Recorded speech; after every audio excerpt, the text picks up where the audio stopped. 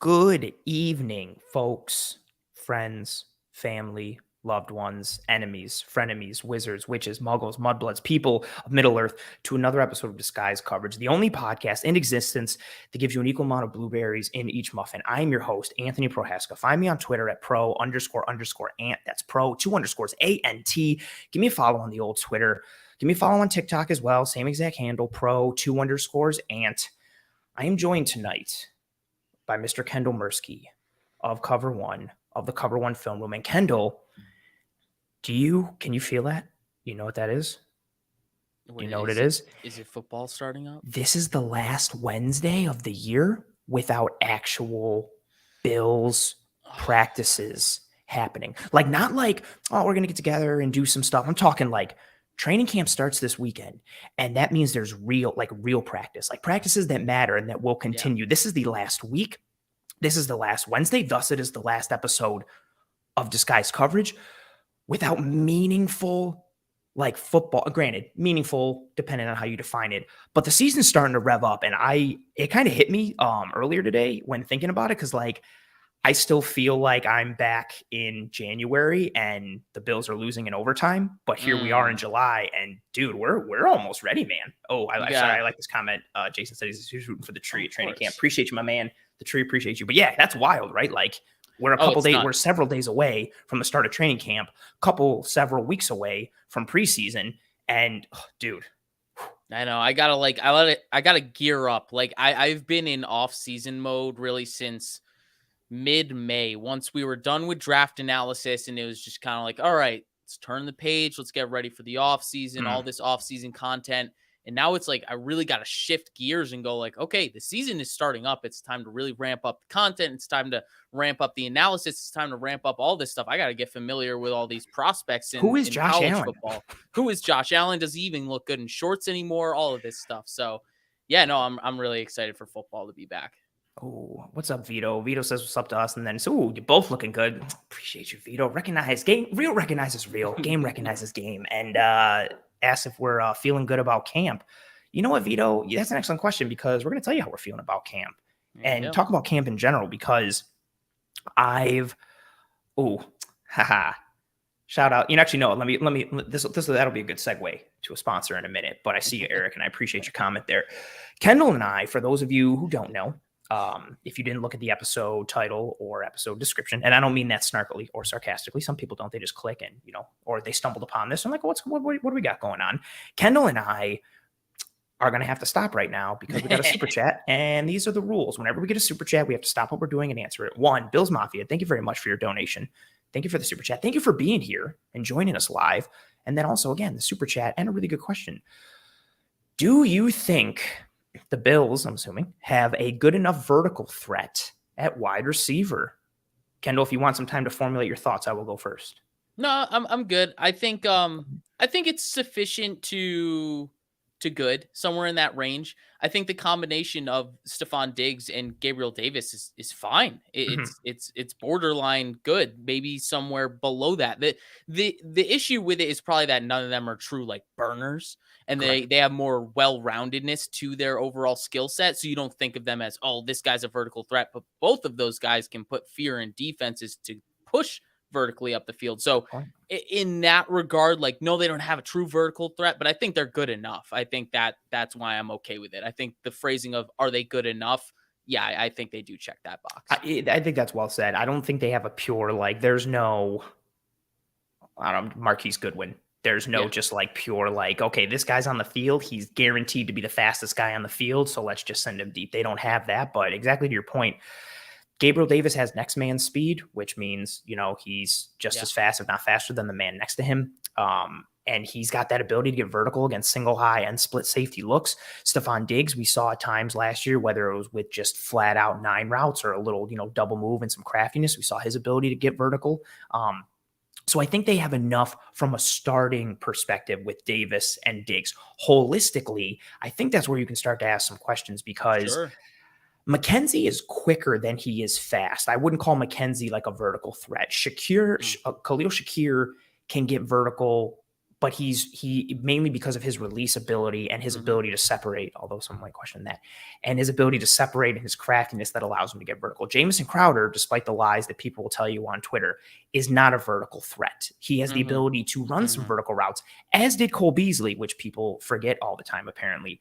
But I think, to the point there, that's because that's a very good question. I think like if you're looking at like the starters, I'm cool with Diggs and Davis, and maybe even Knox to a degree. That's considering a good point. who he's going to get matched up with. Like, is he a burner? No. Is he a burner compared to a linebacker that's covering him, or maybe a safety? Yeah, I think you can. Or make even that compared case. to his peers at the position at tight Also end. I very mean, true, he's faster than most at the position. Very true. His athleticism and speed is a huge plus for him. But yeah, I think they have enough from a starting perspective. As you get down, I think it's fair to have questions. But then again, I think that's reflective of the wide receiver position as a whole. Like, I think it's fair to ask questions about the group holistically after Diggs. Actually, even if you wanted to ask questions about Gabriel Davis, I don't think that's crazy. Like, if some people want to say like, well, we haven't seen it for a full year, I still have questions. Exactly. Okay, that's fine. Do you? I think it's fair to even have that. I'm more confident in Davis and Diggs, but yeah, I think there's questions, not just with the verticality within the depth, but of the grouping as a whole. Because again, there's a lot of unproven, talent there. What does Crowder look like? Can he stay healthy? What does Shakir look like? What role does McKenzie fill? Is it the same as it was before? How much does he shoulder? Is Isaiah Hodgins or Jay Kumaro or Tanner Gentry going to make an impact? And Marcus Stevenson, like yada yada. All questions at varying levels. But good point there. And question from Bills Mafia, which is a very apropos and spot on name, but I was saying that to try and gain my my thoughts back here. Yeah, Kendall, I don't know where we left off. We left off with talking about what we're going to do in tonight's episode of Disguise Coverage, and what Kendall and I are going to do, as indicated by several of you who have already commented your things to watch for in training camp. With training camp starting this weekend, Kendall and I have compiled our top 3, each of us independently. We don't know what the other's list looks like. We have compiled our independent top 3 training camp storylines to watch for. Now, it could be holistic or it could be granular. It could be the defense, or it could be this person's specific development in this skill set here. So we're looking at it from a variety of ways, a variety of angles, and it's the things that we will be keeping our eye on the most as we progress through training camp, as we progress through the preseason.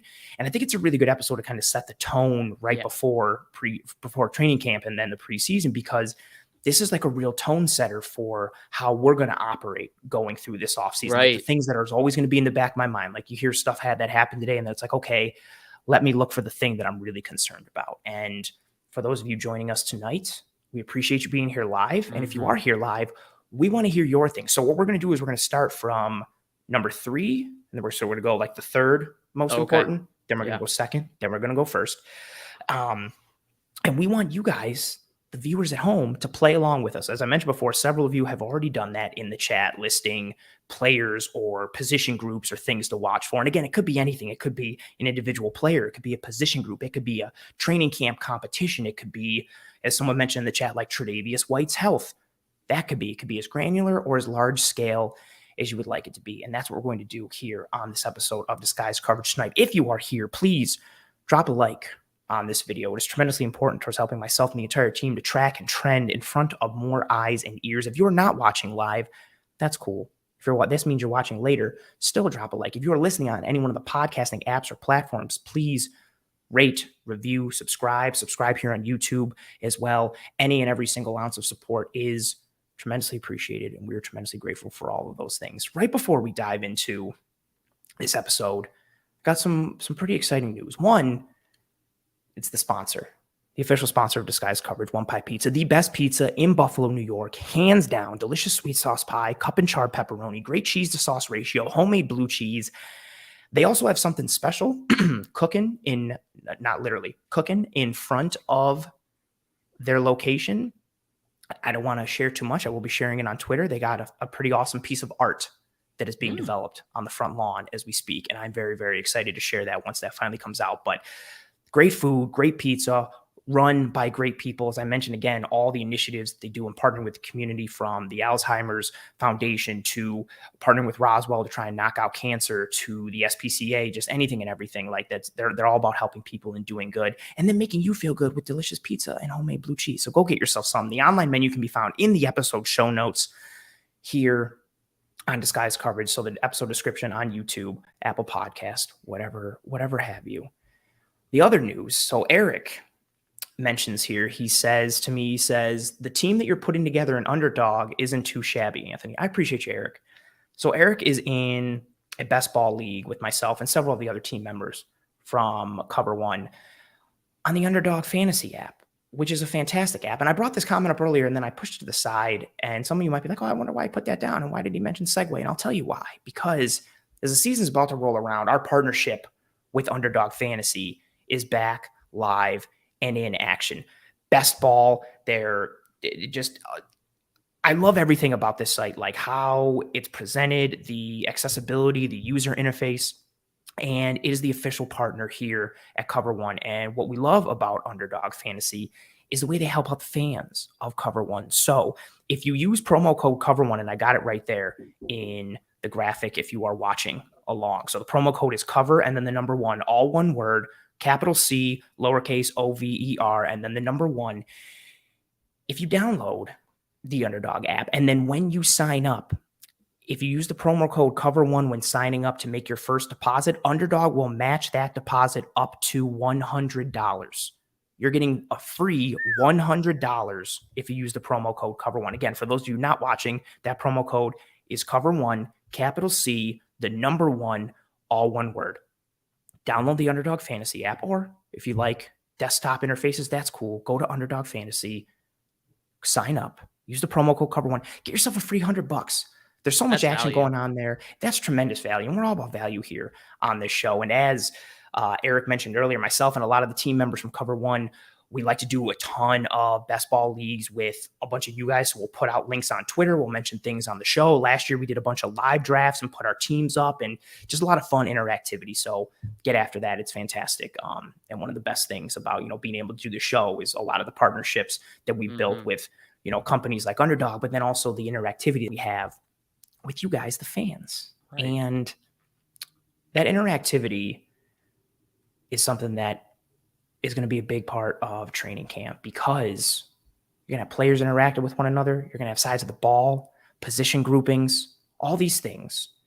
And that leads us into our first piece of tonight's episode. So again, this episode is focused on the top Buffalo Bills training camp storylines. It could be as granular as you want. It could be as large scale as you want. Kendall and I are going to start with our third most important, or third top, however you want to put it for verbiage perspective. We're going to go 3, 2, 1. Those of you watching with us, joining us here live, throw yours into the chat. Ooh, awesome comment from Eric. The Pick'em is where it's at on Underdog. Yeah, there's Pick'em. I could do an entire episode on all the things that the Underdog platform offers, but I wanted to hit the main one, and that's my favorite. But yeah, like Eric said, there's a ton to choose from and a ton to, kind of fit your fancy with that. Well played, Eric. So we're going to start with 3, then 2, then 1. Top training camp storylines, what to watch for training camp, extending into the preseason. Eric's already here saying bring Trey back slowly. That's his number 3. Ooh, we got there's a lot of possibilities, whether you're looking at rookies, whether you're looking at older guys coming back, sides of the ball, position groups. With that being said, Kendall, you are the guest. So I want you to give me your third most important, or number 3 out of your top Buffalo Bills training camp storylines to watch for. I do want to say it was really tough for me to leave out a couple of rookies. So like my honorable mentions were really the utilization of Bernard and James Cook. It was really hard for me not to include that, because I am really curious, but at the same time, it's kind of cherry picking. It's like low hanging fruit to say like, I'm really curious how this rookie is going to be used, or how good this rookie is going to be. So, I mean, I think we're all really interested in that. So I didn't feel like it was the best to point that out and extrapolate off of that. So my third one, my third most important storyline is going to be the defensive line rotations and the groupings. How they're going to be utilized, and what kind of groupings we're going to see, and how good they're going to be. Because I genuinely don't know how they're going to group them up. I'm pretty confident that the first, I guess, hockey term, the first line is going to be Miller, Oliver, Jones, Rousseau. But then, like, Mm. who's the second line? Is it going to be Lawson at an edge? Is it going to be Epinesa at an edge? Is it going to be Basham at an edge? You kind of don't know. And then is the interior Jordan Phillips and Tim Settle? And if it is, I'm really curious how they utilize those two, especially if they're on the field at the same time. I think there's a lot of interchangeability between Jordan Phillips and Tim Settle, and I'm really excited to see how they Hmm. actually utilize it because I think I've said this before on a show with you.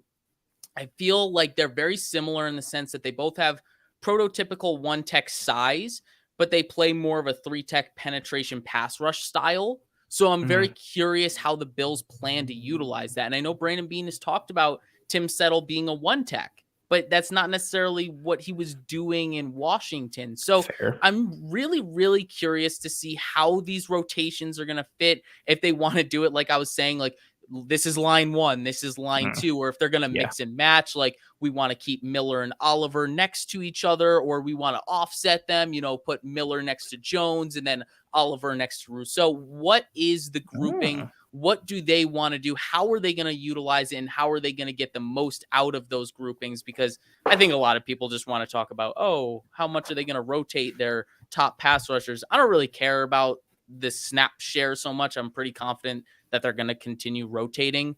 I'm Oh yeah. more concerned about where are they going to pick and choose their battles with the specific personnel groupings of players at this position. Fair. So that's your number 3. Yeah. And so I'm going to comment on that because this is also on my list in some kind of relation.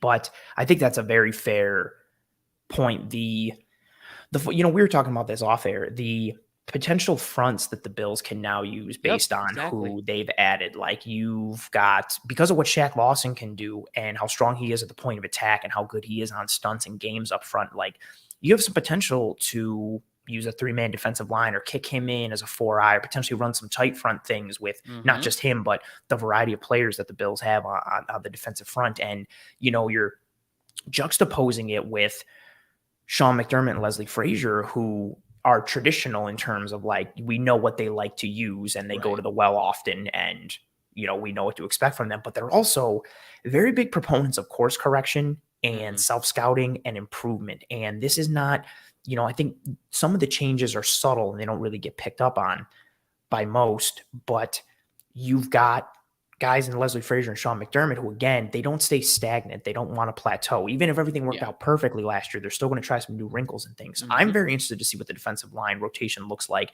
And by extension, the usage, like you mentioned, because you could see them use their traditional, 4 down. That's what we're going to do. Here's the front. Here's the over front. Here we go. Ed Oliver's the 3 tech, yada, yada, like what we've come to know. But there is some potential based on the additions that they've made in free agency this year and the versatility they have in order to try some potential different fronts, different looks, and different usage packages up front. So I am very excited within that.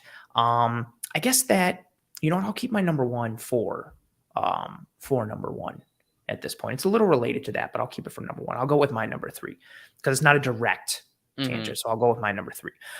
My number 3 is how the offensive line gels and functions together. I went down the rabbit hole over the last week or so because we did, so last week I had Bruce Nolan on the show and we did our most important breakout players. And I don't want to get too off track, but we defined what important means, what breakout means, and then what we're looking for, why that person breaking out does X, Y, and Z, why it's so important, yada, yada. Spencer Brown made my top 3 for a variety of reasons. And, I've been doing a lot of tape study of the Bills offensive line. And I think it's easy with how they finished the year and the addition of Ryan Bates and the feel-goodery that brought on, in addition to the effectiveness on the field. I think it's easy to forget how bad this offensive line was in the early part of the year, even when they were winning. So like, you go back and they just got demolished in the second half against Pittsburgh. And they even at times against Washington, they were outmatched. Some of the clips that we used when the Bills signed Tim Settle, when we broke him down in the film room, some of his clips are him just working the Buffalo Bills offensive line in that game against Washington. Seeing what happened against Jacksonville and just using simple 4-man, 2-man games on 4-man defensive lines, and just how much they were losing, being driven back. And even last year at times towards the good end of the year for the offensive line, there were times where you still saw that vulnerability. And now you've essentially got two new starters because Ryan Bates has moved from left guard to right guard. You've got Roger Saffold in at left guard. And then we need to see what Spencer Brown is going to be. And I mentioned last week, the ceiling for Spencer Brown is the moon. Like realistic, like I don't even know what it is. Like his athleticism, his physicality, his size. The only thing that's like a negative with his God-given intangibles are like, is he too tall and is he going to get out leveraged by like smaller defensive ends and rushers and things like that? But you can manage that with technique and awareness and hand usage and placement and footwork and all that kind of stuff. But his floor last year was a basement level floor. There were bad moments. Correct. When he got beat, it wasn't like, oh, he got beat. It was like everybody and their mother was like, oh, I see it. Yeah, he got beat. Yeah. Like he would get, I think too, I mentioned on last week's episode that it's the fourth down play against Kansas City in the divisional round where Josh makes Melvin Ingram miss and makes another man miss and runs for the first down. But he only has to do that because Spencer Brown gets clubbed on a hump move by Melvin Ingram within like 0.5 seconds. Yeah. And he's free on Josh. And that happened at several times. With how good Josh Allen is, the only thing that will bring him down, knock on wood, God forbid, is an injury or debilitating offensive line play. So how that offensive line comes together and gels from a pass protection standpoint, but also from a run perspective. I know this is a passing league. I know this is a passing team. The Buffalo Bills last year did not take advantage of the light boxes that they were shown. And when I say take advantage, I mean make defenses pay for giving them light boxes. Mitch Morse mentioned it when we had him in the film room a couple weeks ago. I asked him straight up. I was like, we've talked about all like too high looks and how defenses played you from a back end perspective. What did defenses do up front, in 2021 that was different from 2020? And he came right out and said, he was like, teams are going to call our bluff with the run. They gave us light boxes and we didn't make them pay for it. Like that's a big thing. You need to have the threat of the run in order to keep defenses honest. And if you're going to get those light boxes, it would be fantastic. Even if you are a passing team led by Josh Allen, cool. It's 1st and 10 and you got a light box. Cool. Run the ball and get 6 yards. Right. Like that's fantastic. It sets you up for so many things. And that's not to say that it has to be 50-50 or 55-45 or this close balance. You just need to have the threat present. So whether it's directly protecting Josh, helping that run game, because again, the run game really hasn't changed. Devin Singletary's back. Zach Moss is back. James Cook is in there, but we don't know how much he's going to factor into the run game. So the only real thing that's changed from last year's run game is the addition of Roger Saffold and the moving of Ryan Bates. So has Spencer Brown taken that jump? What does Ryan Bates look like on the right side? How does Roger Saffold look inserted into that line? I'm very confident in him from a run perspective, wondering what he's going to be like in the pass protection aspect. And then also tying all of that in together, Aaron Cromer, who we love, #hands. What impact does he have on making this offensive line take a jump? Because it's easy to play, and Bruce and I disagreed a little with this last week, but I loved his point on it. Like, Josh Allen is such a good eraser and corrector that even if like your guys get beat, he can just make people miss and make things happen. But my worry individually for myself is how sustainable is that? How often can you continue to rely on Josh? But he'll make up for it. Oh, he'll make up for it. That's like having like, oh yeah, our defense is terrible, but our pitcher's fantastic. Is he really going to strike out like 9 or 10 a game? Like sooner or later, a ball is going to get put into play. And like, or what happens if he has an off night and he's not bringing it? It's not necessarily sustainable. Correct. Like Josh Allen's amazing, but he was so amazing from a pocket manipulation and presence standpoint. Like we've said, he was the most pressured quarterback in the NFL last year from a volume standpoint, but he was the second lowest in terms of pressures turned into sack percentage based on qualifying numbers. I think 20% of attempts. Like that's unreal in a good way. How sustainable is that? The offensive line has to improve. I think it's easy to forget about it because of how well they played down the stretch. But for me, it's a concern. It's in my top 3, and it was number 3 for me. No, I love that one. I think you spoke on all the critical points of it too, because it's really not all about the pass stuff. It is about taking advantage of the light boxes, like you said, because it doesn't need to be a 50-50 split, but I mean, it's got to be situational. If they're going to show you that light box, you got to take advantage of it, and it just keeps them on their heels, and then you can dictate the defense instead of vice versa. That's a huge piece. Like we've talked about it so much this offseason, both defensively and offensively, I love that you said it, like dictating to the opponent, like your personnel and your formations, both offensively and defensively, control what the opposite side of the ball can do to you, how they play you, how they attack you, what they do. So you can make yourself less reactive by your alignment in your personnel groupings. And that's on both sides of the ball, especially if we talk about it a lot from a defensive perspective, because defense just inherently is reactive. Like, that's just like the nature of the game. But the Bills did some things on defense this offseason that allow them to dictate more because of the rock, paper, scissors potential. This offense, I think it's easy for people to just get lost in the sauce of like, Josh Allen, Stephon Diggs, Dawson Knox, Gabriel Davis is going to go to the moon. This is amazing. The offense is good to go. Poor offensive line play can hold the passing game back, but also, again, we saw it. And this is another point, too, that it doesn't really get talked about because of how the season ended. The offense struggled until they had that pivot in the run game down the stretch. Like, again, we're sitting here talking about they put up 6 points on the Jacksonville Jaguars.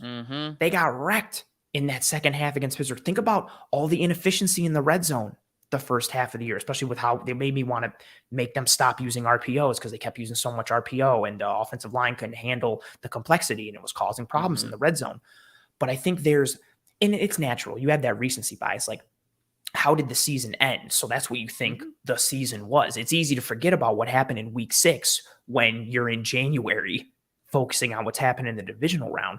But that offense was running into some sludge at times in the beginning part of the year, and a lot of it was because of that offensive line. And when you've got arguably the best player in the NFL, one of, at worst, a top 7 receiver, but probably like top 5, when you've got one of the most athletic tight ends, when you've got a potential budding, I don't want to say star, but a potentially budding top 24 receiver in Gabriel Davis, you've got some fun slot options, you've got some fun options at running back.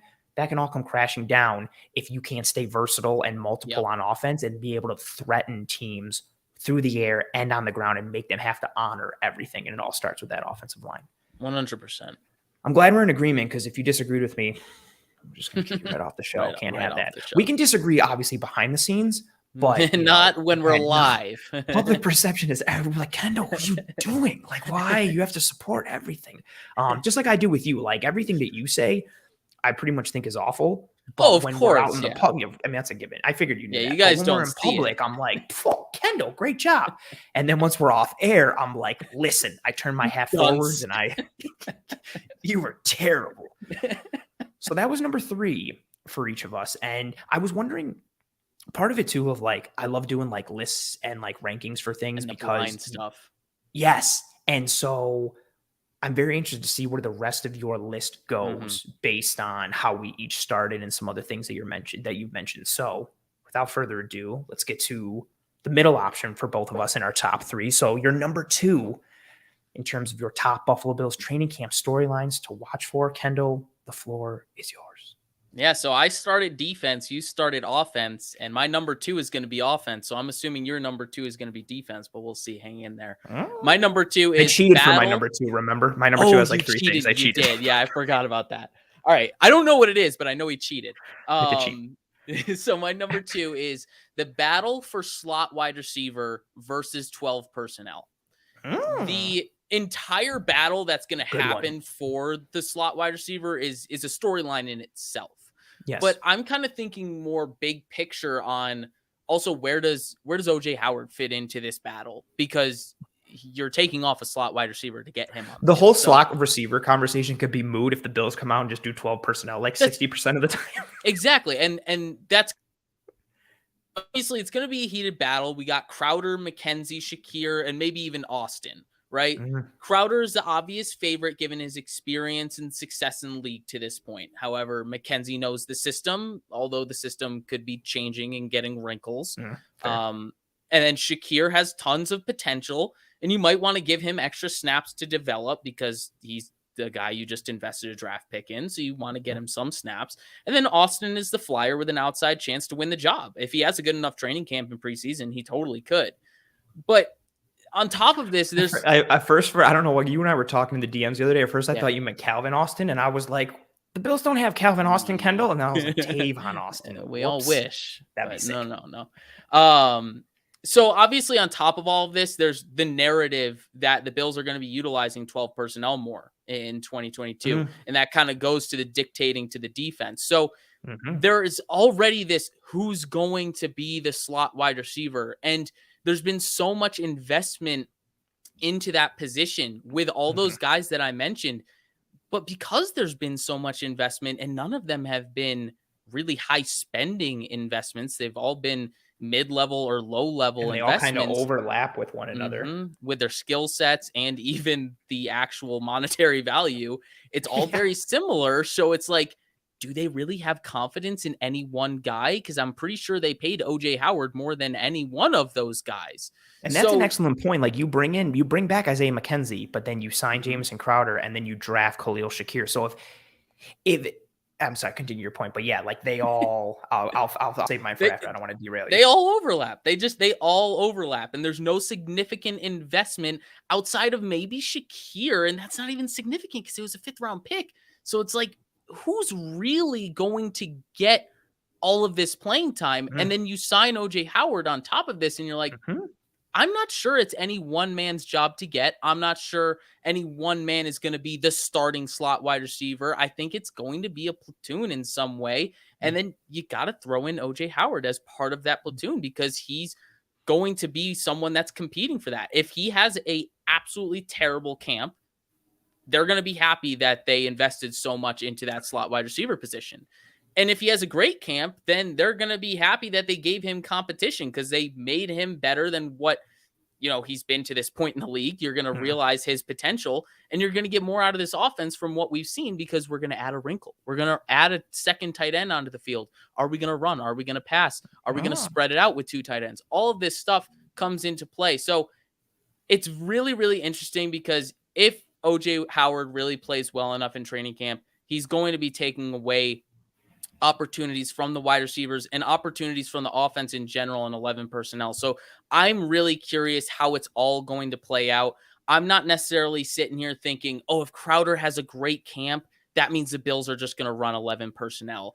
I kind of want to see just how the tides kind of change with each individual player's performance, because I think every single one of them holds weight into the decision of how much they're going to use either personnel, 11 or 12. I think it's going to be holistic evaluation of each one of those individual players to find their answer of what they want to do identity-wise as an offense this year. So I think piecing that all together is going to be very interesting this preseason. I love that point from you. And this isn't one of my points, but it ties into something that I'm watching for that I wanted to put this in there, but you're not really going to be able to tell a lot during training camp of the preseason from it. But that Bills identity on offense, like what does it look like under Ken Dorsey? Because we've heard and we kind of surmised that him coming back, part of the reason of him coming back was you get to keep a lot of the things the same, the verbiage and the terminology, let alone the relationships and and that's a great point from Ron that I'm going to touch on in a minute as well. Ken Dorsey mentioned so much, in his presser this year about like being aggressive and attacking. And then you heard other players say that as well. And I think with what we've seen from the acquisitions this offseason, both in the draft and in free agency on the offensive side of the ball, to Ron's point there, I expect this offense to be very matchup driven. Like I think you could see, and I'm just making this up, but like week 1, it's like, oh man, the Bills were in 12 personnel like 65% of the time. OJ Howard saw like a 64% snap share. Like, oh my God. And then like the next 3 weeks, there's no OJ Howard. And everybody's like, what's going on? Is OJ Howard in the doghouse? And it's like, no, like the next 3 matchups were better for 11 personnel or for 10 or for more 2 running back sets, or they liked what Reggie Gilliam offered that week. So they used him more, yada, yada. Based on Ken Dorsey's philosophy of how much he wants to attack and how much he wants to be on the front foot and how much he wants to be the aggressor. My thought is, and again, this is just my thought based on offenses he came from as a player and as a coach, and then tying things together through the pressers of what he said and what players have said. I think he very much wants to hit you where it'll hurt the most. So if you're Mm, bad against the run, he wants to run the ball this week. If you're bad against 12, he wants to use 12 this week. If you're bad against the pass in general, you'll see pass in general. If you're bad against the screen game, he wants to go screen. If you can't play single high coverage, he wants to use 2 tight end sets and force you into single high, and he wants to right. attack you in single high. Based on that, like Ron said, which was perfect, I think it's going to be more matchup driven with what we see from the 12 personnel and 11 personnel usage. And then on top of that, the 11 personnel usage, we mentioned that they overlap: Crowder, McKenzie, Shakir, but all 3 are different receivers. Just like all 3 are honestly different from Cole Beasley. It's one of the things that's driven me nuts the most this offseason. People are like, well, McKenzie can just step in like for Beasley. That's easy. They are not the same receiver at all. And that's not a knock against McKenzie or a knock against Cole Beasley. They are not the same receiver. They are both small and they both play slot. They don't have the same skill set in terms of what they do, in terms of how they approach the game, how they attack the game, how they're used. They're not the same guy. Same way that Crowder and McKenzie are not the same guy. Same way that Shakir and McKenzie are not the same guy. Shakir and Crowder are not the same guy. They're all similar, but they're all different. And based on wanting to play the matchups, you can turn up those dials little by little. Sorry, I got to stop real quick. This is one that people have said a lot to knock Beasley. Beasley is still looking for a job, but is he? How do we know teams haven't called up Cole Beasley left and right and he's like, nah, man, I'm waiting until training camp? Or we know what he likes to do off the field. Maybe he's like, you know what? No, I'm cool making another album and making $1 million off of it and not putting my body on the line and getting hurt. Like, there is a chance that nobody's called him, but there's an equal chance that teams have called and he's playing and waiting his hand. The same way that I see this comment made for Beasley a lot. And I'm not saying it's wrong, but I don't see that comment for Julio Jones, who is also unsigned. Like, there's a reason a lot of vets usually remain unsigned until this time, and then they wait for either you could legit get dudes who don't want to go through training camp, so they want to sign late, or they're trying to play their hand and waiting, as terrible as it sounds, waiting for some kind of injury to happen or some other shoe to drop. So that way, before it was like Team A wants you for $1 million, but now they just lost a receiver and now they're Team willing to A give you needs 2.5. you for 2.5. There you go. Like, and also good point here from Ron. Yeah, Beasley's not going to sign just to sign. He's only signing in the right situation. Yeah, exactly. I also like Steven's comment here. Joe Hayden isn't signed. We'll take him. I would take Joe Hayden. That's a huge piece with it, right? The matchup aspect for this offense. And I think I love what you said. I love what Ron said. I think Ken Dorsey's going to turn those dials up and down based on the matchup. And because of that, that means you're going to see different usages, which is something I wanted to caution everybody about all year, because I don't want everybody to be like, it's week 3 and Crowder's not getting any snaps. And then how do you know in week 4 he's not getting like an 80% snap share, but then maybe his dial gets turned back down again? I think it's going to be very matchup driven. I'm assuming the Bills offense is going to be a fantasy nightmare this year to project. Yeah, unless you're Allen or Diggs. Right. Maybe Davis. But outside of that, it's just what is that other option? I suppose it's also Knox, but you know what I mean? But from a fantasy perspective, if we want to go down that rabbit hole, Dawson Knox had such a great touchdown year last year. It's only natural to think he's going to see some touchdown regression towards the mean. 100%. And if that happens, then a lot of his value drops, because he's not going to put up Dawson. And this isn't a negative, but how the offense works, Dawson Knox isn't putting up like 80, 90 catches and like 1,000 yards. He's putting up like 50 to maybe 65, 70. He's going to be a big play guy. Like, so he'll have those games where he's like, 3 catches for 52 yards and a touchdown. But that touchdown saves you in fantasy. But I think that's the point. Like, who Diggs is going to get is going to be Diggs. He's going to get those targets. He's going to get the lion's share, and he's going to produce with it. I think Gabriel Davis gets more, but there's a lot to go around. And based on what they have on offense, and again, those dials and those matchups, I think, again, and how also do we know, like, or how also do we not? I don't know why I said also. That doesn't even fit with what I'm saying right now.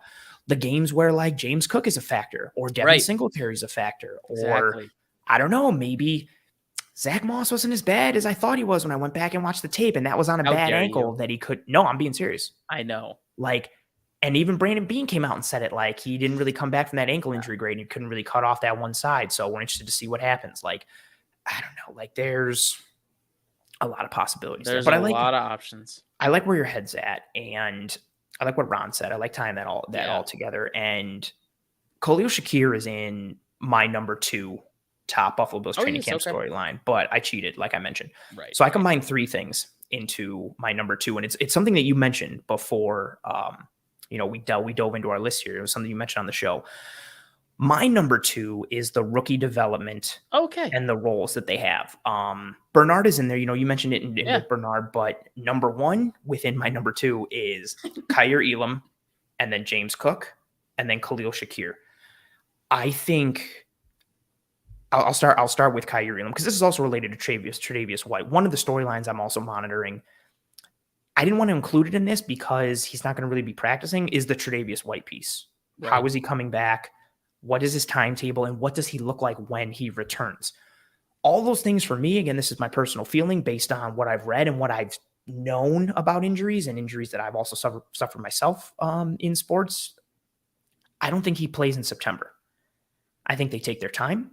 I think he comes back October to November. I think October is that good median month. I don't expect him to be ready for the Rams game. Or even if he is ready, I think they're going to be like, dude, just chill. Exactly. Wrap yourself in some bubble wrap. Go sit down on the couch. Relax. So because of that, Kaiir Elam is a starter week 1, knock on wood. We're rolling into that Rams game with a corner. Oh, you got to pump the brakes, my man. I'm going to talk about Bernard. We're getting there. I just started talking about the rookies. Pump the brakes. At 3 question marks? That's a little dramatic. No? Kaiir Elam is number 1 for me because of, Steven said it. The Bills have some big issues early if Elam looks out of place. Even if Trey was healthy, Kaiir Elam is important because of his rock, paper, scissors shoot. Oh, I keep saying the shoe, and I always don't mean to because of his rock. I'm so used to rock, paper, scissors shoot. Because of his rock, paper, scissors contribution that he has towards the defense. His ability to help the defense stay multiple and versatile against a variety of looks. His ability to help this Bills defense dictate 2 offenses. It's tremendously important. That's even if Trey is healthy. I don't think he's going to start. I don't think he's going to be ready in September. That means we're rolling into the Rams' house against arguably the best wide receiver in football in Cooper Kupp, and a receiver that everybody forgot about in Allen Robinson, who is also tremendous. Allen Robinson can block as well. He's big. He's physical. He's so good, but as an overall receiver, but even just from the pass game, everybody forgot about Allen Robinson because of what's been going on in Chicago these last several years. Allen Robinson's a beast. And now you've got Robinson with Kupp, with Stafford, I like Van Jefferson. They got a sweet 3-headed monster at receiver, in addition to Cam Akers having a full off season. Dude came back early from a torn Achilles and was still able to have burst. Now he gets a full off season to kind of recoup and heal. The Rams offense has some burst. That's just week 1, right? You're talking about the rest of the matchups starting in that early part of the year and in the season as a whole. Kaiir Elam is going to be important. So I want to see what his development looks like. How is he doing in off coverage? How is he doing with his hand placement and usage? Because I thought he was very grabby in college. Come preseason, I want to see what his tackling looks like. I want to see how he fits the run because that's going to be important, whether it's, crack replace or just general coming up against screens or under routes and drags and things like that, or, intermediate routes where he has to come up and make the tackle because he struggled with a lot of that his senior year. Granted, there were some external variables that are in there. We're not going to dive into too much of it right now, but his development is huge for this defense because of what he unlocks for everyone. After him, James Cook. I think the ability of having a passing threat out of the backfield, like we talked about, that was one of the things we talked about in wanting from a running back addition this offseason. It was the reason that we got super excited for all 5 minutes of J.D. McKissick being on the Buffalo Bills. Because we were like, oh man, we wanted a plus matchup in the backfield, whether it was speed, whether it was power, whether it was receiving ability. James Cook gives you the speed and the burst, and he gives you the receiving ability. He runs wide receiver quality routes. I want to see how he starts to fit in training camp. Are we seeing him with the ones? Come preseason, how is he functioning with Case Keenum? What is he doing out of the backfield? And then also, you mentioned it. Oh, I don't remember when, but I know you mentioned it. I think it was right after the draft. Oh, it was when we did the film room on James Cook. And it was something we all echoed between you, me, and Eric, but you led with this point. If James Cook can't be a factor in the run game, he's a tendency giveaway. Oh, yeah. And then defenses don't have to honor the run. If when James Cook comes in, they go, oh, Cook is in, pass. Same goes for pass blocking, too. Yes, same goes for pass blocking. If he can't hold up in pass pro, that's a deficiency. That's a vulnerability because, again, defenses can do things to make you keep that running back in to protect. And then if he's a vulnerability when that happens, oh no, even just having to keep him in general sucks. Like if you want to spread him out and go 5 wide and he's one of your 5, but you can't because of the looks that you're getting or what's being done, that's a factoring point. So I want to see how James Cook, one, how does he look as a receiver against NFL talent week in and week out in training camp and in the preseason? 2, this might even be bigger for me for him. I want to know what he looks like as a runner. How is his contact balance? How is he hitting the hole? How is his pacing? How is his vision? And then that pass protection piece. So what does James Cook look like? Because I think he's another one who it would be a small role and a niche role, but his skill set allows for unlocking for this Bills offense. More the Bills got tons of multiplicity. The Bills got a lot of looks last year where linebackers or second level defenders in general are bailing out of their zone to try and protect deep. And that underneath to intermediate is just wide open. Just think about the Patriots game. Singletary got hit up so much in that short intermediate. And Josh would go to it right away. He'd drop back, and you could tell as soon as Singletary leaked out and turned, ball was right on him. And Bentley and Hightower were like 10 yards deep. And before Singletary even got touched, he already had like 8-9 yards, let alone getting the ball in someone's hands who's quicker and faster in transitions better from receiver to runner and vice versa. I think Cook could really take advantage of those areas, let alone like what we showed with his route running and anticipation, being able to set up defenders and read coverages and just what he can do. So I'm very excited for what he can do. Very interested to see that. Yeah. Khalil Shakir, talked about it a little bit as well. I think he's the most complete, even though he's a rookie, I think he's the most complete slot receiving option the Bills have right now. I could echo that. And I like Jamison Crowder, but when I say complete, I'm talking release package, route running, run after catch, speed, physicality, contact balance, hands, all of that together. I think he's the most complete receiver. I think you see Jamison Crowder start the year at slot. I think you see McKenzie get worked in. I think by the end of the year, you could see more Khalil Shakir. That also is going to depend on what the return game is, because Shakir can function as a returner. Right. We know the Bills don't like to have their primary returner be a functioning piece of the offense. So if he's a returner, does that take him out of the offense? Blah, blah, blah, so on and so forth. But I want to know what his development looks like. How is his route running translating to the NFL? Because we gushed over his tape. His tape is beautiful. It is. Like where he is right now, granted he hasn't played against NFL, defenses. He's an NFL caliber route runner right now. His ability to understand leverage and coverage and feel out defenders and how he can lie to defenders and sell one action with his body language and then quick and flip it to something else. He's above his peers from the college level coming to the NFL.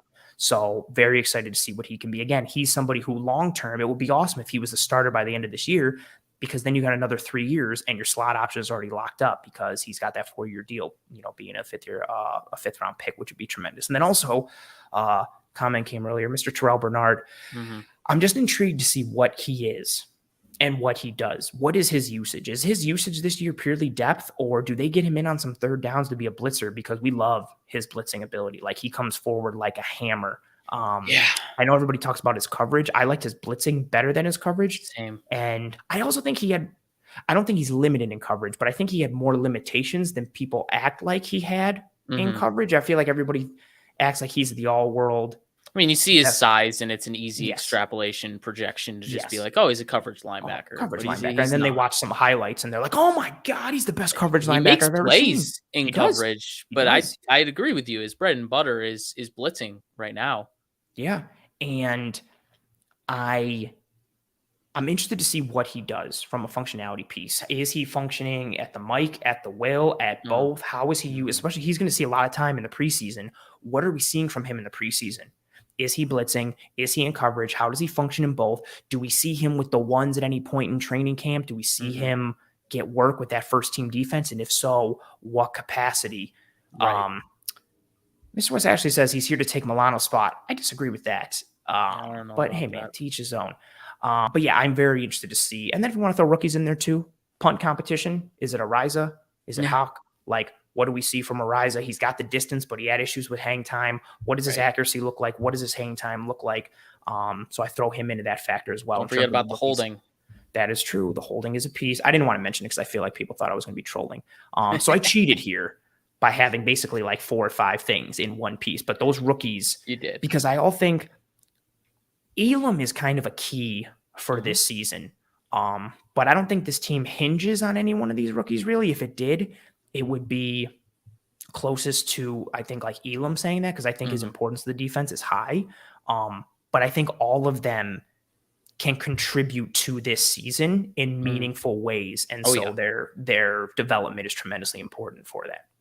Yeah, 100%. I almost feel bad about saying earlier in my honorable mentions that it's low-hanging fruit to talk about the rookies, but I mean, you're right. Like it's supremely important that these rookie investments do something this year. Yeah. When this team is Super Bowl ready, whatever contribution they can make will be felt. And it would be supremely valuable. I love the timetable you set out for like maybe a best case scenario with Shakir, where sure, he might be in our eyes the best guy at slot receiver in terms of well-roundedness, whole package kind of thing, and then obviously the upward trajectory of his career, or at least the potential for it. But he's still got to work into it, and there's still that timetable. You got to give the guy with experience his go. But should anything happen, there's a guy waiting. There's a guy that's learning from these vets. There's a guy that has the total package. He's just got to kind of acclimate to the speed, acclimate to this level. And I think really for me, that's the only thing I'm really all that concerned about with Shakir, just getting him to that next level. Is he going to be comfortable right away? Not necessarily confident in that, but I think he has the skill set to do it. It's just got to be brought out of him. I see a lot of like Amon-Ra St. Brown in terms of what the season could look like maybe in a fantasy perspective, where you see a slow start to the season. He might not even get opportunities, where Amon-Ra St. Brown did. He got opportunities in Detroit. He just wasn't necessarily getting the ball. But then latter half of the season, he started to get the ball more. I think for Shakir, it's going to be more playtime. It's going to follow that same kind of timeline where it's playtime. He might not get the playtime early, but he's going to get it later. And there's a lot of similarities in their skill set, in all honesty. But I think that's very fair. I'm very excited about all these rookies, and it honestly bleeds into my number one storyline. And you know what's funny, or not funny, but fun with rookies too, is because that, knock on wood, like they're going to get a ton of playing time in the preseason. So when you're watching those preseason games, like you have something exciting to watch for, because you're not going to come into the preseason game and be like, man, can't wait to see Josh Allen in this game. Oh man, can't wait to see Jordan Poyer and Micah Hyde. It's like they're not going to play. They're not going to play. You want to see those depth guys. You want to see those rookies. I want to go back to this real quick. So Mr. Wes Ashley, he followed up saying that Bernard was going to take Milano's spot. I look at it from more of a right now, a contract perspective, and so I'll talk about the contract perspective first. Like, what's Tremaine Edmonds' future in Buffalo? Because right now Milano is like your long-term piece at linebacker, not to mention with how good he is. Saying Bernard is going to take Milano's spot also from a skill set perspective, I think is a lot to ask for in assuming that. Like Milano is what, Kendall, you outlined it in our position groups ranking episode here on Disguise Coverage several weeks ago, how good of a coverage linebacker Matt Milano is, and how he functions and what he does. I don't think Bernard has that right now. Maybe he will, like, long term. Sure, yeah. I just think that's a bold leap to say that he's here to take Milano's spot. Like, if you meant it in general, that you're like, oh, he's going to function in as like a will linebacker, like that's where he's going to be, I can understand that. But to me, using the verbiage like he's here to take his spot means that like you're going to boot that guy out of his spot. And I think that's I think that's a very lofty bar and expectation to set for Bernard. Two, I think it's kind of discounting what Matt Milano has done. And that's fine. Mr. Wes Ashley thinks it's going to be Edmonds and Bernard. Again, that's fair, but we have to also see what Edmonds does and how he jumps in his game, because what he might be potentially offered on the market might price him out of Buffalo. I think there's too many variables for me right now to say that it's going to be Edmonds and Bernard for the future. For all we know, it could be Milano and Bernard. Right. It could be Edmonds and Bernard. It could be Edmonds and Milano, and Bernard is a career backup and a career depth guy. I think there's too many variables for me right now.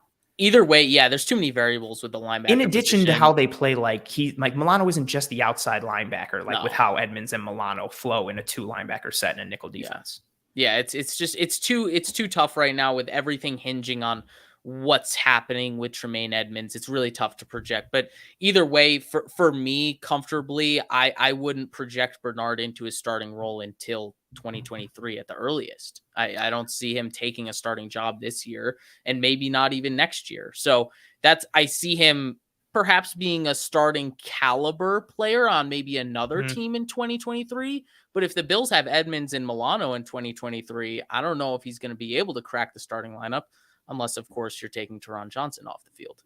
And I'm not taking Taron Johnson. I get it for sub package looks. Like if teams are going Oh, to there are go times, heavy, yeah. that's completely fine. But I said in a couple episodes ago with the importance of Taron Johnson in the NFL, like slot corner is a starter nowadays, and he is a top 5 slot at worst. Yeah. I think you could also make a case that he's a top 3 or even the best slot corner in the NFL with how he fits the run and what he does in coverage and man and zone in a variety of ways. So yeah, Taron Johnson's not coming off the field for me.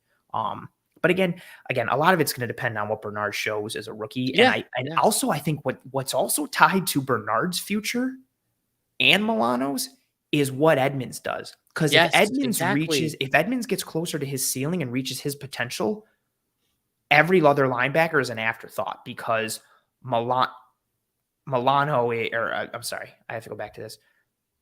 3rd round picks don't start all the time. Spencer Brown wasn't supposed to start. Spencer Brown was not supposed to start. And I miss what Ashley says. And Edmonds is one of the best linebackers in the league, not Milano. This is wild though, because you don't see a lot of this on you don't. any You see a social lot of media Edmonds hate. I think platforms. it's Yeah. I think Edmonds has the potential to be one of the best linebackers in the league. I don't think he's Agreed. there right now. And as of right now, the best linebacker on the team is Matt Milano. Edmonds still has the ceiling that can propel him above Milano, but I don't think he's scratched that. We scratched it a bit, but I don't think he's getting there. But again, that's why he's the variable in all of this. This all hinges on because his ceiling is so high. So if he starts to hit that ceiling, the Bills are going to want to keep him, which means they're going to have to spend big money to keep him because the NFL already respects his game, which means they're willing to pay for that game, which means if he starts to hit, the Bills are going to have to pay big money to bring him back, which means is there less money for Milano? Okay, then does Milano have to go bye-bye? And now you have a cheap option in Bernard, who is expendable. All literally centers on Edmonds. If he plays bad, he's expendable. If he plays good, you have to figure out whoever else is expendable because he's a must keep if he starts to hit that ceiling and progress because he's a pterodactyl who runs like a mini jaguar, and that's terrifying and fantastic. But Kendall, number 1 training camp storyline to watch. Well, I'm very intrigued because what you gave for your 3, what you gave for your 2, what I gave for my 3, what I gave for my 2, and then the other points that you spoke about in terms of what was like honorable mentions. So I'm very interested to see what your number 1 is. I think I have an idea, but I want to see what's your number 1 most important top Buffalo Bills training camp storyline to watch for. You already spoke about it, so we're not going to spend a lot of time on it, but is Kaiir Elam ready? Oh, that's your 1. That's my 1. I think a lot hinges on this. It's like, obviously, I talked about how the rookie stuff is low-hanging fruit, and you even brought up how, they're all important, but if one's going to have the most impact on the season, it's probably going to be Elam. And I was just sitting here twiddling my thumbs, waiting for my turn to talk about my most important storyline.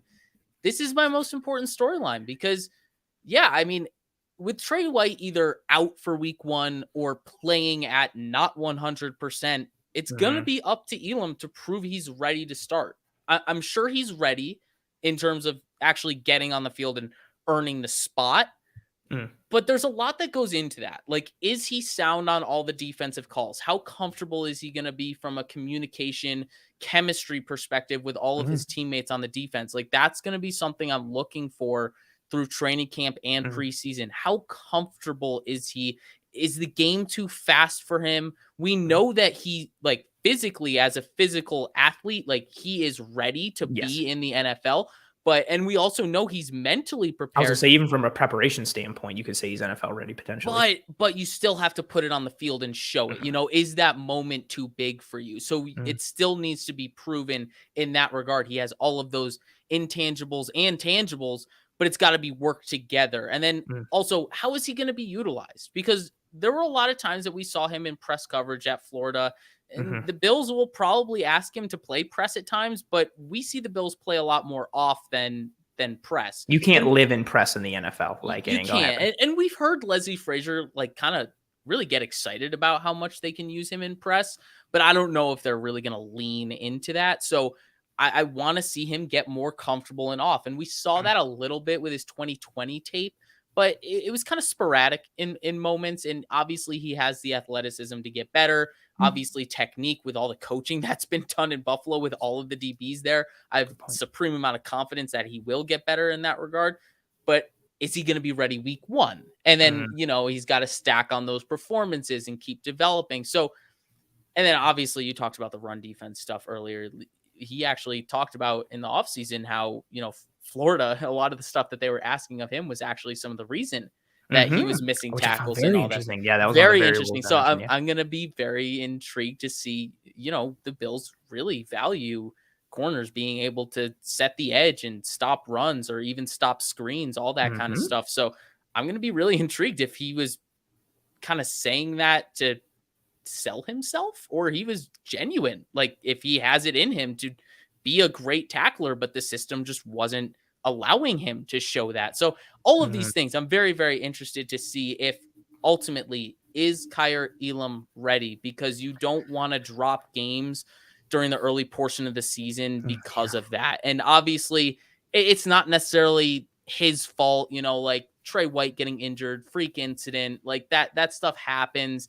And I mean, obviously, that would technically be to blame for him even being in the Mm, starting spot. So you don't want to throw it all on him, but he was drafted in the first round, not only for this reason, but also to play alongside Trey White. So mm, you want to see them get some wins while it's him and Dane rather than Dane and Levi. You want to see if there is an upgrade from Dane and Levi to Dane and Kaiir Elam. That I'm very, very interested to see how how much it's going to take, how long it's going to take for him to get acclimated at this level with this defense, with this team, and feel comfortable, not skip a step, not miss too much mm. during the early portion of the season.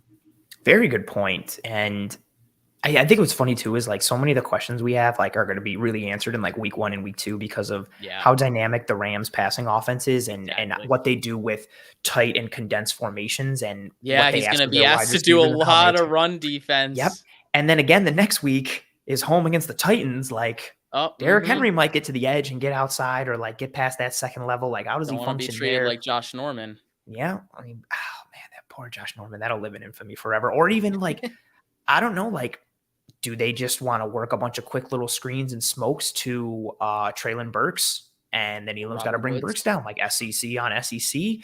That's still super funny to me that, like, I mean, I get why they did it, but like the Titans traded AJ Brown and then drafted Traylon Burks in hopes that he could be AJ Brown. But I mean, that's the nature of like having to pay people and having salary cap concerns when you're paying Yep, Derrick a Henry. race with And youth. I think also Ryan Tannehill is like a top 5 paid quarterback or something like really, really high. They bought Um, into him like 2 years ago and thought that they could keep this going, and then obviously the AJ Brown stuff happened. Bottom fell out a little bit, but we digress. Yeah, I think that Elam one is super important. He was Elam was Bruce's most important breakout player, number one last week. It For makes a lot sense. of those reasons. I did no, I think you're spot on. It does make sense. You need a known quantity, high floor performance from him this year, especially early on. Like, especially with Exactly. pairing him with Dane Jackson, because Dane Jackson, we know what Dane Jackson is, and I like it. Like, I like his physicality. I like his tackling ability. I like his zone responsibility and his zone eyes. Like we talked about it in the position groups breakdown Mhm. when we ranked the position groups on the defense. Dane Jackson had a better year last year than a lot of people thought. When you go back He and watch was the tape, good in like zone. he was, and even in some man coverage at like times, Yeah. there's that tape against Tampa Bay. He's covering Gronk one-on-one downfield. He's covering Mike Evans. Like, Mhm. granted, bigger guys who aren't speed guys or But that's his bread burners. and butter. If he Correct. can get physical with Correct. those physical wide receivers, like he is in a safe space when he's matched up with guys like that, with like a Treylon Yes. Burks. There you go. Like that's an interesting piece that you have with Dane in addition to Kaiir Elam. But regardless, both of them have to step up because they're looking Yes. as of now to be the outside starting corners come week 1. And again, probably week 2. potentially through September and into October. And again, I don't think that's bad. Like if Trey White doesn't come back until October or November, okay, I want a healthy Tre'Davious White for December and January. And Exactly. February, It's about not dropping a lot of games. It's not about winning every single game while Trey White is gone. It's about mitigating that loss. Yeah. And then with what you have up front, potentially, and what you have at the safety position, you just need to not be a vulnerability at the corner spot, which is why the potential of Kaiir Elam is so exciting, because you have a plus matchup guy to pair, hopefully, with Tre'Davious White. And now you've got plus matchup potential at a position that you haven't had plus matchup potential before. You've already got the best safety tandem in the NFL with 2 all-pro safeties. You've got an all-pro corner. You've got a Hall of Fame edge. You've got a budding superstar in Ed Oliver. You've got one of the best coverage linebackers in football in Matt Milano. You've got Tremaine Edmonds, who at worst is a really good deterrent who can run vertical with guys like Mecole Hardman and take away the middle of the field. So you've got all these pieces on defense, and then you put in this plus matchup athlete with scheme versatility at the corner position. It could unlock some things. But again, to your point, that all kind of comes crashing down if he shows up and he's just getting roasted, or if he is too grabby like he was in college and the physicality doesn't translate, or if he's not comfortable in off coverage. Leslie Frazier spoke about that during OTAs. Like, one of the benefits of OTAs is that you can't make contact. There's no physicality. Yeah. So Elam can't be in press. So he has to play off. And Frazier even said, we do function in some press man and some press in general, but, our guys have to function in off. So this is a good, step for him to get his feet wet, yada, yada. He's got to function and live in that world in the NFL. So I'm very intrigued to see what he does, not just because of how important he is to the defense for the early part of the year, but for this year. And again, the long term. Yeah. We need those corners, those dials to stay up, because what if Jordan Poyer isn't here next year? What if Micah Hyde isn't here the year after that? Like, what if your back end, instead of relying on the safeties, now has to rely on the corners, and then you have to fill those safeties in around the corners instead of vice versa? So I think that's fair with Kaiir Elam. Again, I cheated, but he was definitely in the forefront of my brain. So well played. My number 1 is related to your number 3. Okay. It's something I've stated all year. I know. What is it? Do you want to guess it? Are you confident? Yeah, I'm somewhat confident. I think it's unlocking versatility with the front. Oh, it is tied to that. You're very close. I'm close. Okay, I'll take that. I made it more granular. Okay. Who's the secondary edge rusher? That's your question. One. Yeah, that's my number 1 training camp storyline to watch. That's my biggest thing. Like, it is tied to pass rusher, edge rusher, edge. Because if you just like pass rusher, I would have said Ed Oliver. Correct, and that's exactly why. Number 1 is Von Miller. Number 2 is Ed Oliver, and that's fantastic, right? But the Bills need a secondary edge presence. The best 2 edge rushers on this team last year were Jerry Hughes, Mario Addison. They're both gone. Von Miller's in there. He was better than both of them at edge rushing last year, so fantastic. Von Miller's in there. With what you got last year from purely a pass rush perspective, that's what I'm talking about here. I don't want to talk about Greg Rousseau's run defense, which is tremendous, but that's not in the conversation right now. From a pure pass rush perspective, Greg Rousseau, AJ Epinesa, Boogie Basham, that's a bad floor based on last year. Is Shaq Lawson potentially going to be a guy in pass rush situations? His ceiling traditionally has been anywhere from 4 to 7, maybe 4 to 8 sacks, depending on if he gets in on some stunts and some games and things fall in his favor. I don't think his bread and butter is not pass rush. I love what he offers in setting the edge, playing with physicality, his ability to read offensive lines and quarterback play. But he's not. I don't think Shaq was brought in to be the number 2 in a pass rush scenario. No, he'll fall into some sacks. Yes, he'll fall into sacks. And again, I as Ronald says here, that Shaq is more of an edge setter. I'm very excited for Shaq being back, because the Bills love to play light boxes, and his ability up front to defend the run is going to be tremendously helpful against light boxes. Mitigates that risk. Yes, mitigates that risk. So I don't think he's that secondary edge rusher guy. You have to have a secondary edge presence in the NFL. You have to. Bruce had an excellent point with it last week that drove it home even more for me on this show. Granted, Khalil Mack is a very good run defender, and we know the Chargers want to play more tight front, but the Chargers already have Bosa, and they went out and got Khalil Mack. Like, you need that dynamic duo up front. TJ Watt and Bud Dupree, TJ Watt and Highsmith, even like all these guys who have that dynamic duo. And yes, you have certain guys who transcend. But even look what the Browns did. The Browns had Myles Garrett. They still went out and got Jadeveon Clowney. Right. Like the Titans, oh man, Harold Landry looks sweet. Let's go get Bud Dupree. Like, you need that secondary edge presence. You cannot just have one edge rusher, especially with how the Bills want to rotate on their defensive front. Yeah. You cannot expect it just to be like, well, Vaughn will do it, and Ed's going to do it. Ed is going to have run defense responsibility. It's too much for Ed Oliver to, not that he can't be the second best pass rusher on this team. I don't think he should be. It's too much to ask of him with what's going to be asked of him in run defense with how the Bills play light boxes.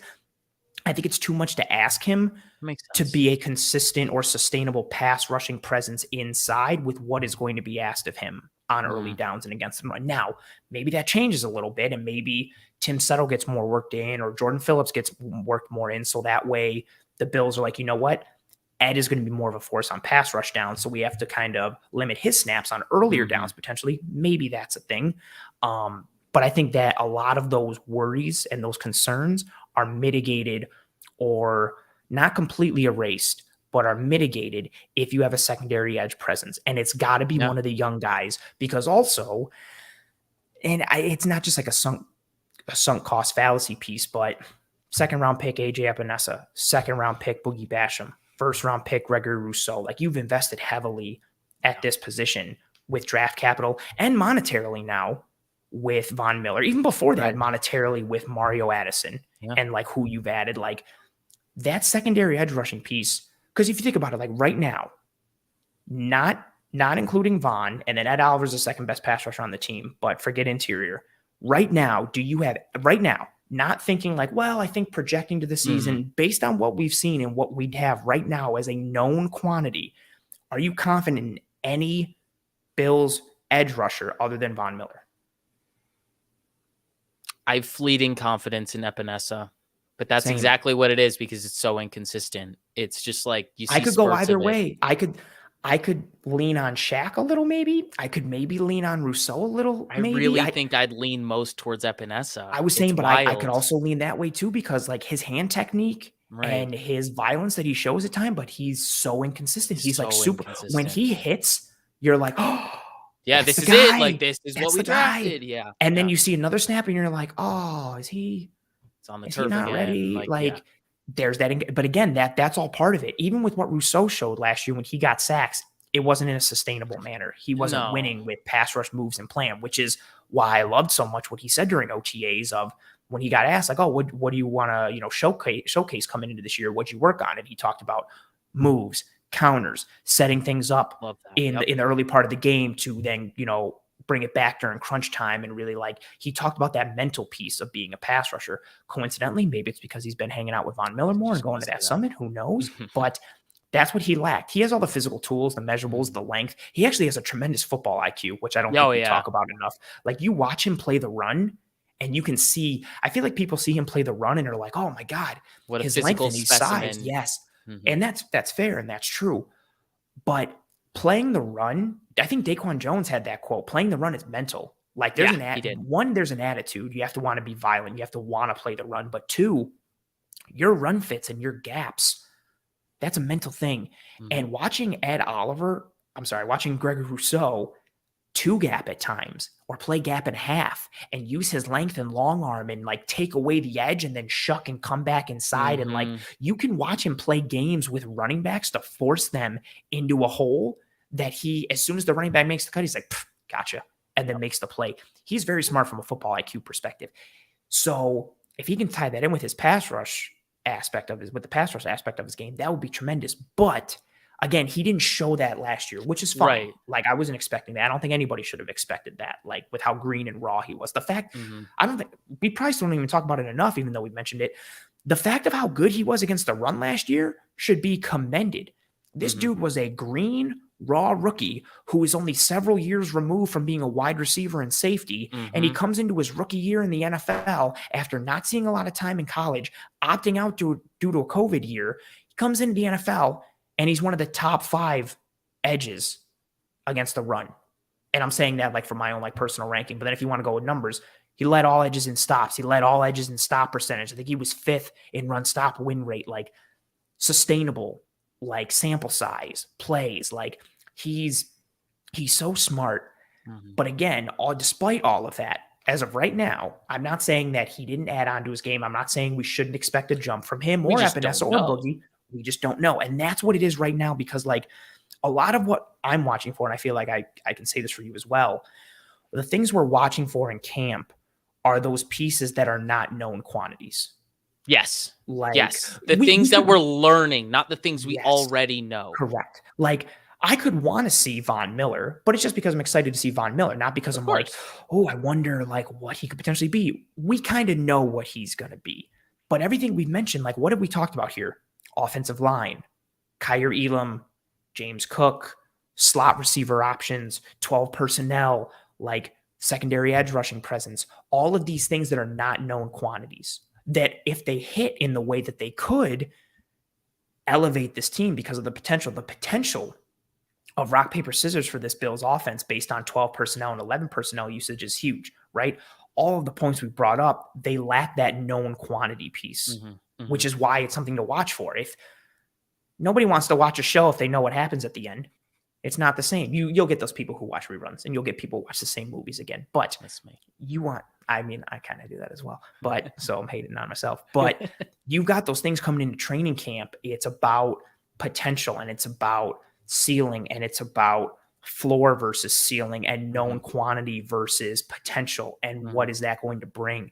And that's why that secondary edge presence is so important for me, because the known quantities that we have other than Von Miller from a pass rush perspective at edge, I don't like. Yeah. I'm not confident in. Like I am, and not only not confident, I'm worried.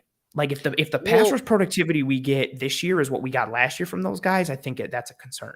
So, but what if you flip it on its head because you asked me, you say, who is the secondary pass rusher? Who is the second guy that you have the most confidence in based on what you know already? And I said Epinesa because, I mean, the higher end of that pass rushing spectrum, I think Epinesa's got the highest end from what we know right now. Yes. But if you flip it on its head and you say potential-wise, you'd say Rousseau, correct? Who has the highest potential from a pass rush perspective? To be that secondary guy. Who do you have the most confidence to reach that potential? Rousseau. Yeah, same. But if I had Rousseau, but if I had to pick, no, I was gonna say if I had to pick a secondary edge rusher right now to get to the quarterback and win me a rep, I think I might pick up Epinesa. Yeah, that's where I am right now. But again, based on it's what we know. If Epinesa puts it all together, oh, cool. If Rousseau puts it all together, I can't raise my hand high enough. Exactly. Especially when you couple it with the fact of what he can do against the run and how often he's going to be on the field. Like, holy hell. Yeah, I mean, Greg Rousseau, Spencer Brown, and Josh Allen are all like the same person. Yeah.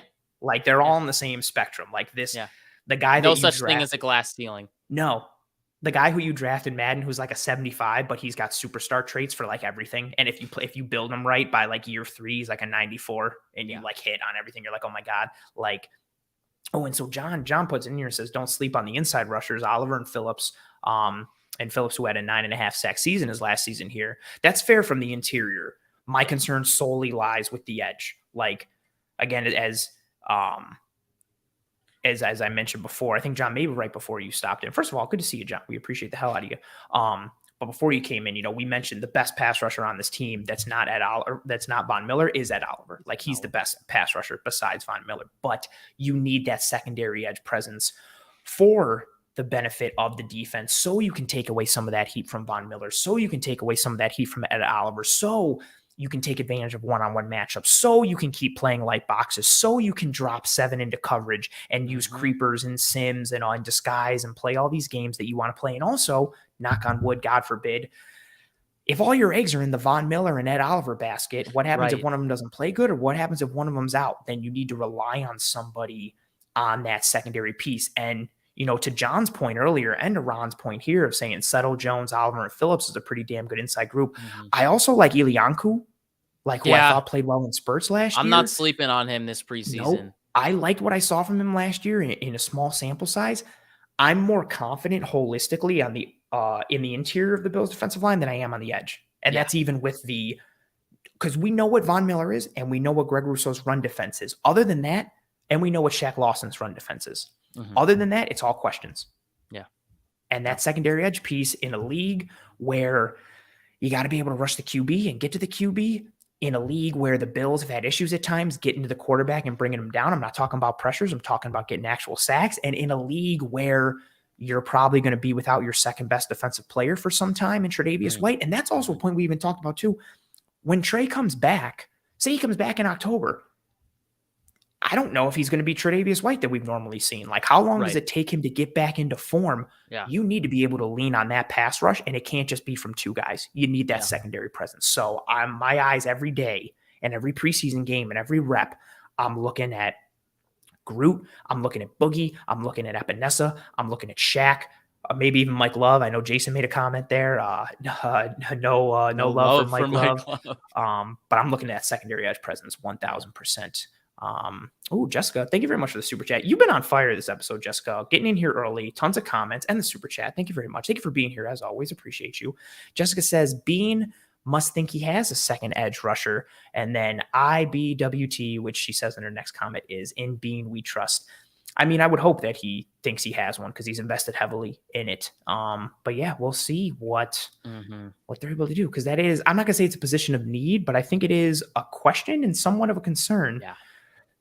Got to stop again. John coming in with, oh man, we appreciate you so much, John. Thank you as always. You're on the film room with us. You're here in disguise coverage. You're making me stumble over my words here with your generosity and your words. Thank you so much for being here. And again, for the donation. He says, shout out to the guys. That's us. Great as ever. Oh, and the OG Ronald Ringler and superfan Jessica Tennis. Y'all are legends.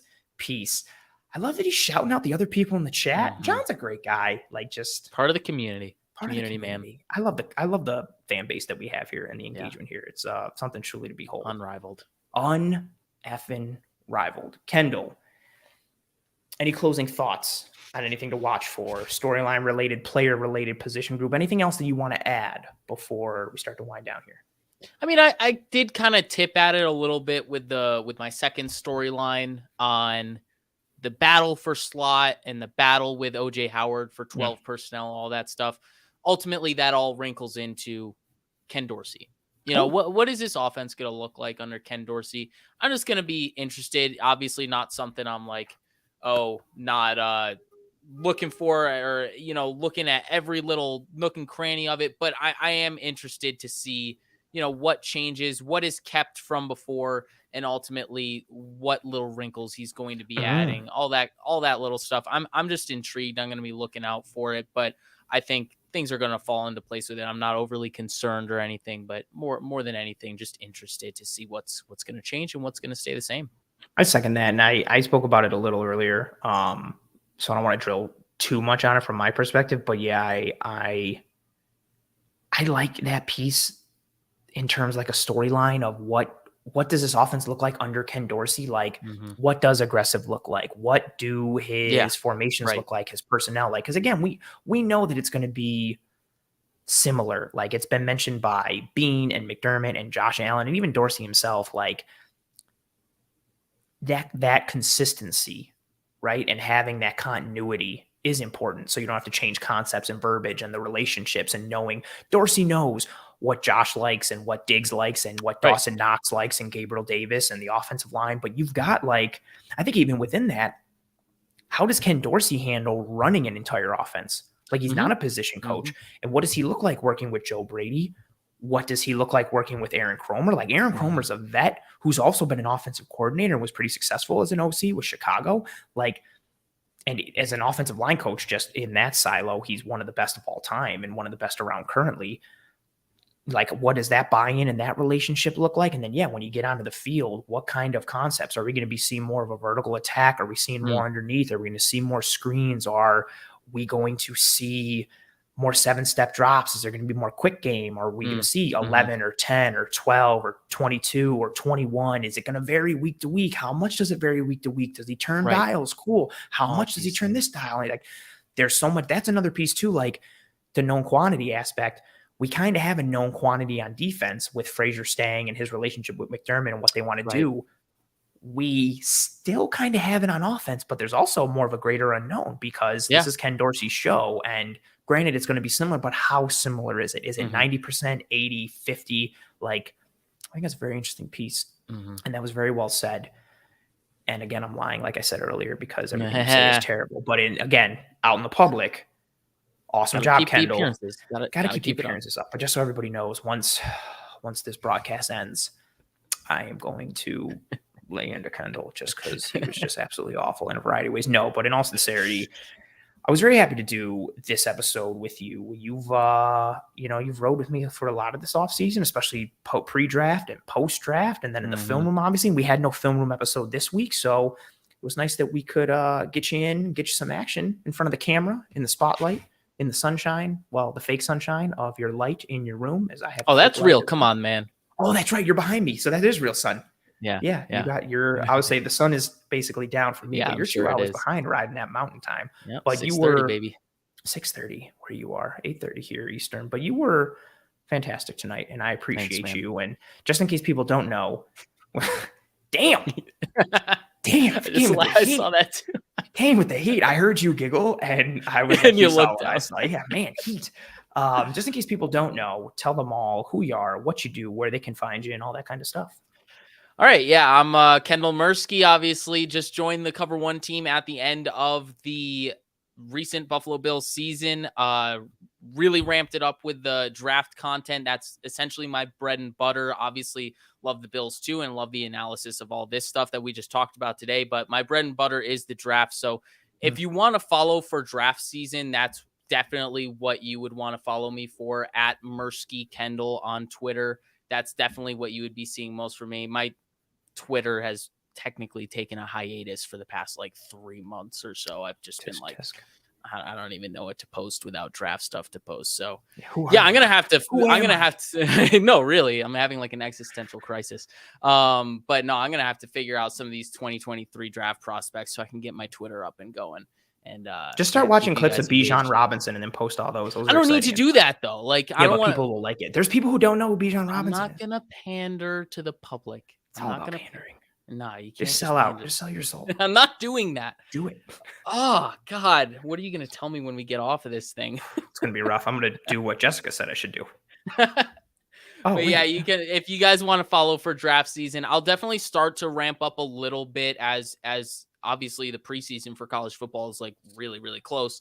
I'm going to have to familiarize myself with a bunch of those players. So yeah, I'll definitely start jumping into that shortly. But yeah, that's definitely the main reason that you guys should follow me at Mirsky Kendall on Twitter. Very fair. Jason, no, this is not the last Disguise coverage. I think what you heard earlier was when you probably came in, I said this is the last Disguise coverage before real Bills football takes off, meaning training camp starting this weekend. So this is the last episode of Disguise coverage without Bills practices and things happening. This is not, knock on wood, I don't want to jinx myself. No, this is not the last Disguise coverage. I'm riding this until the wheels fall off. And knock on wood again, the wheels are not... they're not falling off. They're sturdy. Falling off. I think they're not. Who knows? Maybe behind the scenes they are. God knows. But oh, God. You were tremendous tonight, Kendall, as I anticipated. And nice callback, Steven. I'm not even going to read it. I'm just going to let him... actually, a favorite memory... Steven says, is Ant getting pissed at people jumping in the chat during draft night and spoiling the picks? Holy hell, it's not that hard, quote unquote. Yeah, that was me. I feel like it's probably an accurate quote. No, he got that verbatim. I remember that. I didn't remember the quote until I read it right there, and I was like, yeah, that's exactly what he said.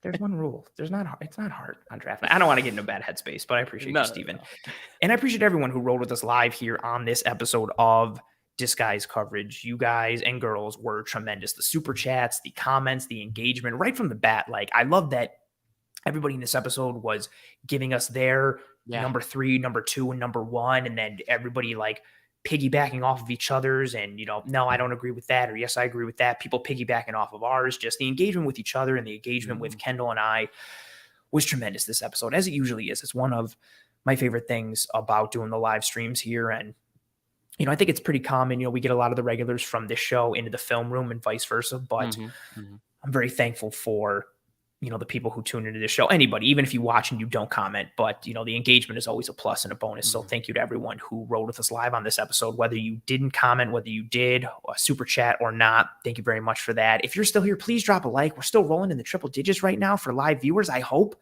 when I leave this episode and go look at it on YouTube for some stuff, I hope we got triple digits worth of likes. That would be tremendously helpful. I hate to shill out and sell out for that, but as stupid as it sounds, It helps. It helps a lot. Likes go a long way towards helping the algorithm and helping us both on this show and on Cover One as a whole to track and trend in front of more eyes and ears. So if you are watching this live, you're still here, please drop a like on this video live on YouTube. Please, please, please. If you are watching this later on YouTube, that's fine. Drop a like as well. If you are listening to this on any one of the podcasting apps or platforms, please rate and review. And then whether you're watching on YouTube, whether you're listening on any one of the podcasting apps or platforms, please subscribe to Disguised Coverage and subscribe to Cover One as a whole while you're at it. We got you covered every single night of the week with content, varying levels of insight and analysis and different topics and things based on what you're looking for. So feel free to check it all out and whatever fits your fancy. Take a look at the online menu for One Pie Pizza in the episode show notes. Download Underdog Fantasy and use promo code COVER1. Again, I cannot stress it enough. The fantasy season is getting underway. We're in July, which means fantasy season is real and it's really starting to ramp up. Use the promo code COVER1. Actually, let me just put it up there one more time in case people didn't get to see it earlier. There's the promo code. For those listening, it's COVER1, capital C, the number 1, all one word. Use that promo code when signing up on Underdog and use that code to make your first deposit, and Underdog will match that deposit up to $100. So you have the opportunity to get $100 in free play if you use promo code COVER1, or they'll match whatever you deposit up to $100. That's tremendous value for a tremendous platform, something fun and awesome in Underdog. And that's tremendous. And I appreciate, good question, Steven. Does it work in Canada? I will ask, message me on Twitter, and then I'll let you know. I'll ask and I'll have an answer for you later tonight. Good question, Steven. Good question. Good question. Thumbs up for the tree. Awesome, Jason. I appreciate you.